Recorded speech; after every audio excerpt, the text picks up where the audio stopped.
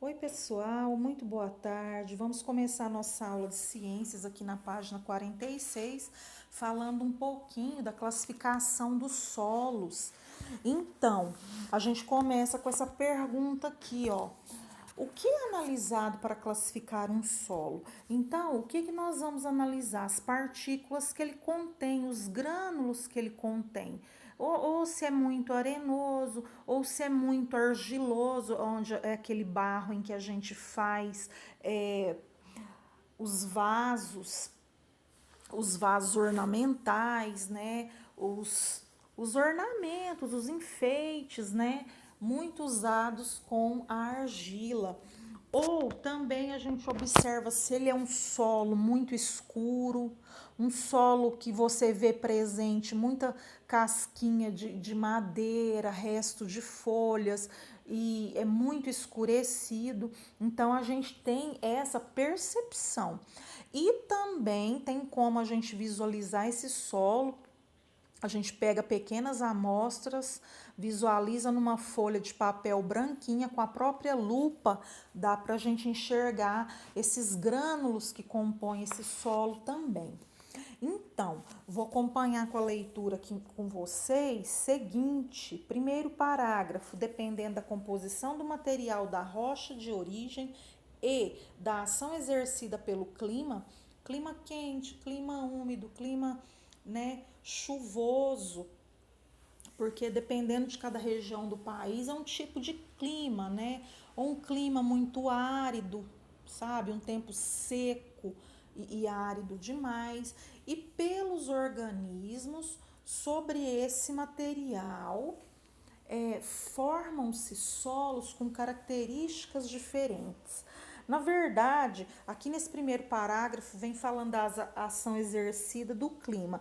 O clima ele tem características próprias de cada região. O tempo é que muda, né? O tempo de repente sol muito quente, de repente já se fecham as nuvens, o tempo fica cinzentado e começa uma pequena chuva. Então, clima e tempo há diferenciações, mas como o nosso país tem um tamanho continental, nós temos climas diferentes. Aqui em Goiás é o clima tropical, onde ele é em certas épocas do ano, mais para frente agora, muito chuvoso e agora quando nesse tempo que nós estamos passando em maio, ele é um clima assim seco e frio. Agora, vamos aqui para o segundo parágrafo. Os especialistas em solo são chamados pedólogos. Eles analisam, classificam os solos com base em diversas características. Terceiro parágrafo, alguns solos são ricos em matéria orgânica ou não. Quando nós falamos dessa matéria orgânica, é o próprio resto da natureza. Que resto? Os animais que morreram por ali, as cascas das frutas apodrecidas, a própria polpa da fruta apodrecida, a madeira que vai se decompondo no solo. Então, quando nós falamos da matéria orgânica, são os restos ali da própria natureza que vão fertilizar esse solo. E aqui, por último, olha, outra característica considerada na classificação dos solos é a quantidade de tipo de partículas que os compõem. Quais partículas? Então, eu comecei falando, né? Muito arenoso, ou a gente percebe que ele tem bastante humus. O que são os humus? Então, é o fertilizante ali que vai escurecer e nutrir esse solo, né? A matéria orgânica em si. Ou a gente tem muito também que material, muita argila ele é mais impermeável, mais avermelhado e até nas próprias cores em si a molécula do vermelho é maior. Então, o solo argiloso, as partículas dele é maior. Aí nós vamos falar então na próxima parte, na página 47, De acordo com o tamanho, as partículas do solo são chamadas de areia, argila ou silt.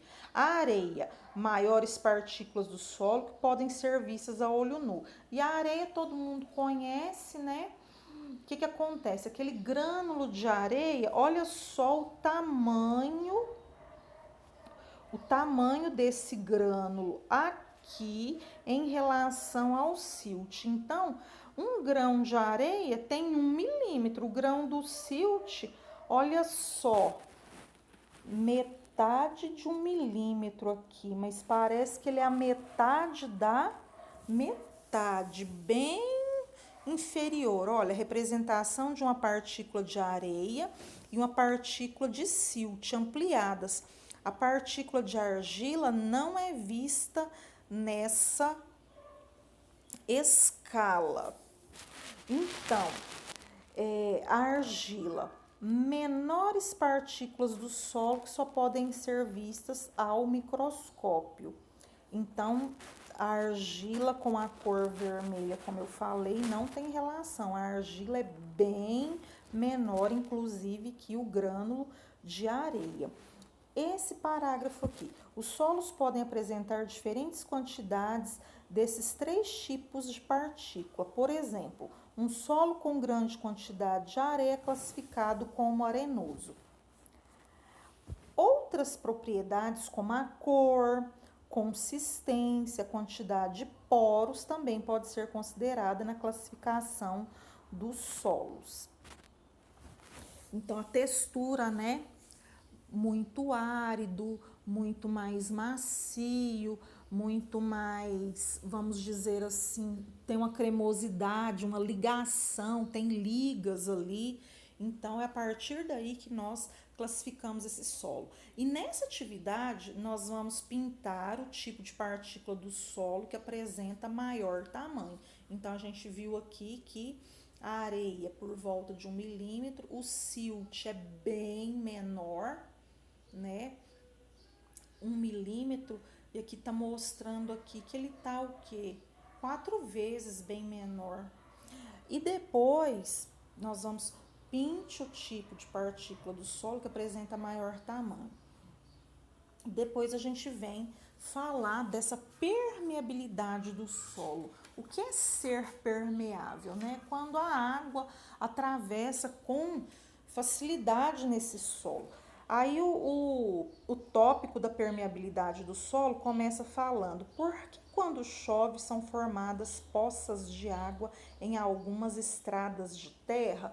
Então a gente viu que as partículas da argila são bem pequenininhas e isso, elas todas juntas, elas vão formar um solo impermeável. Então, dizemos que os solos em que a água atravessa mais rapidamente são permeáveis, que é o caso da areia, porque os grânulos são maiores, então rapidamente a água atravessa.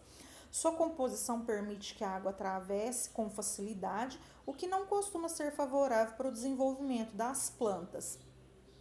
Solos que a água passa com dificuldade entre suas partículas, sendo retidas, são pouco permeáveis, que é o caso do solo argiloso. Eles podem impedir que a água e os nutrientes cheguem até as raízes das plantas. Então, aqui na imagem está mostrando solo pouco permeáveis, acumulam água na superfície. É a fotografia de uma plantação de soja convencional em Uruçuí, Piauí.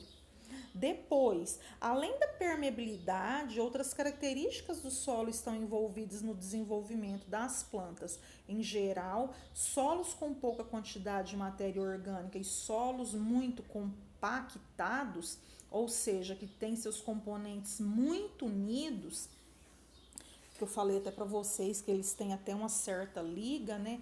Não são favoráveis ao crescimento das plantas. Essa imagem aqui, ó, colocada aqui, vamos ver o solo de locais onde pessoas ou outros animais costumam andar torna-se compactado, impedindo o crescimento de plantas. Na fotografia trilha na Floresta Nacional do Tapajós, em Belterra, Pará. Então, de tanto a gente andar, de tanto se transitar por ali, as trilhas, né, são estradinhas compactadas. Ser compactado se tornou junto demais, então esse solo se tornou impermeável. E aqui na página 51 a gente vem para a atividade, mostrando imagens. Então, o solo da fotografia é pouco permeável, é uma afirmação. Depois de uma chuva forte, como você acha que ficaria o solo desse lugar? Aí você vai estar falando, tá dando para ver que levantou poeira, mas que é uma estrada bem compactada, né? Que o solo tá bem juntinho.